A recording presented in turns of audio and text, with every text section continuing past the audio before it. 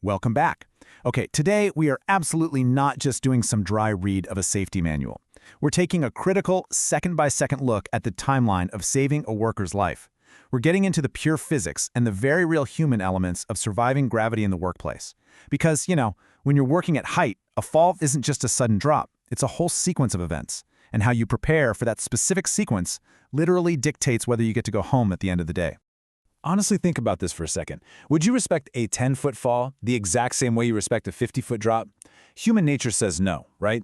But the source material we're looking at today warns us about a really dangerous psychological trap here. If you're working 50 feet in the air, you are acutely aware of the danger. You move deliberately. You double-check your gear.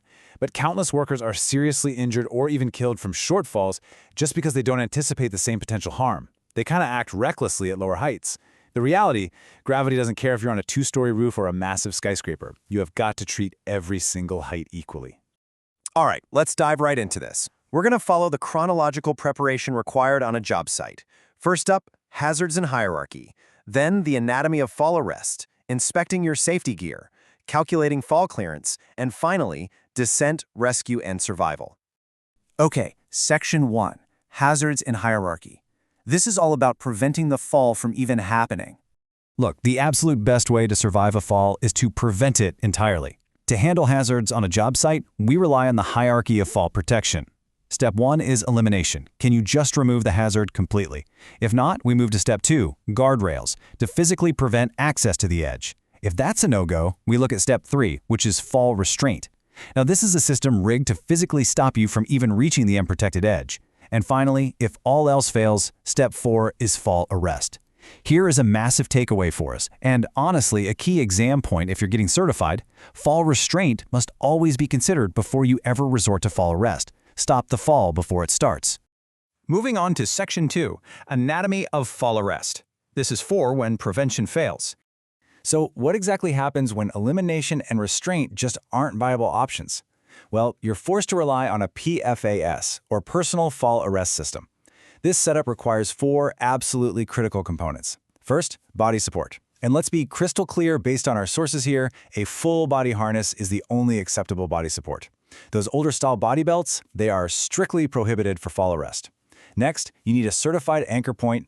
Third, a connector, like an energy-absorbing lanyard.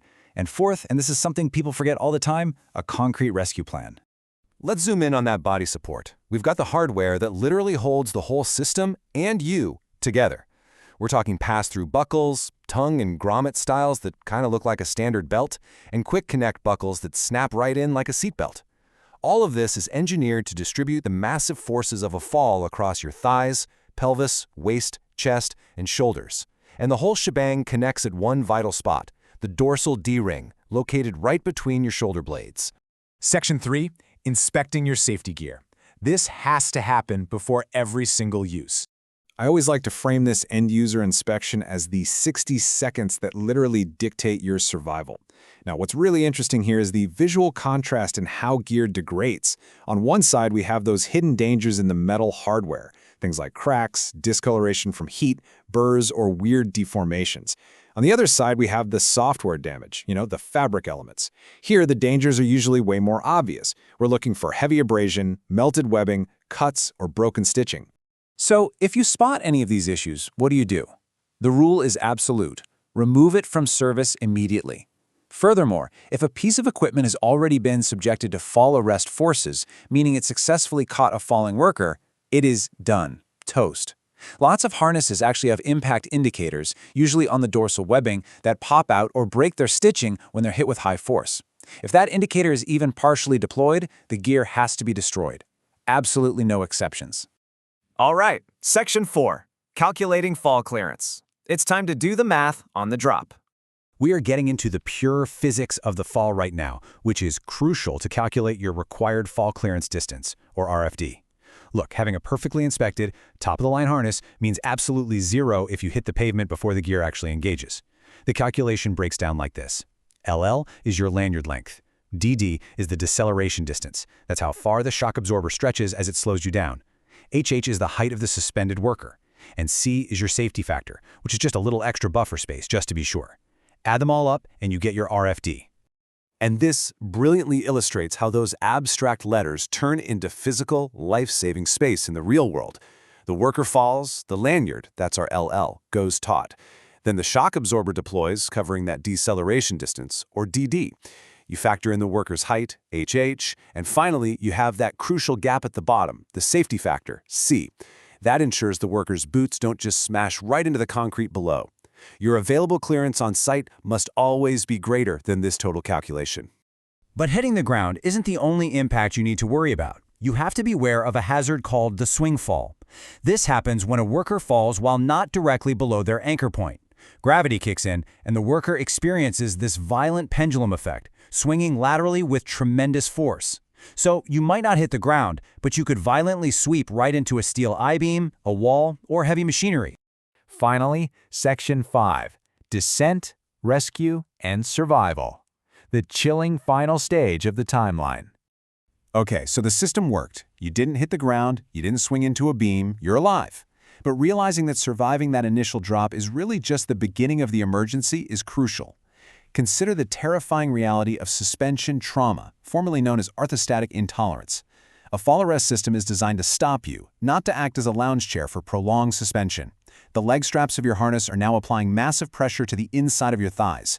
This pressure essentially crushes your veins and restricts circulation, causing a significant amount of blood to start pooling in your lower extremities. All of a sudden, your brain is being deprived of oxygenated blood. The manual delivers this massive, high-stakes warning. Do not hang around. Seriously, the symptoms of suspension trauma can set in shockingly fast. A suspended worker will very quickly start to feel nauseous, get dizzy, start sweating profusely, and turn incredibly pale. Without prompt rescue, this leads rapidly to unconsciousness and ultimately death. Hanging there is literally a ticking biological clock.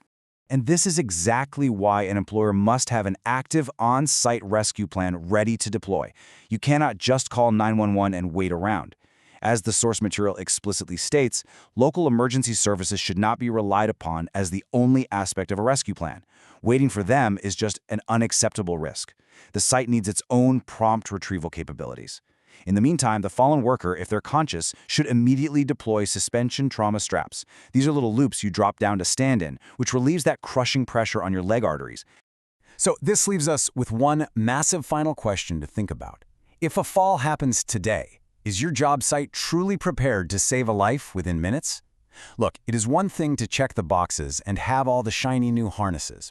It is an entirely different thing to have calculated the clearance, eliminated the swing hazards, and trained a crew to actually retrieve a suspended worker before orthostatic intolerance shuts down their system. We have to look beyond the paperwork, evaluate the real-world readiness of your environment. Thanks for joining me on this explainer, and hey, stay safe out there.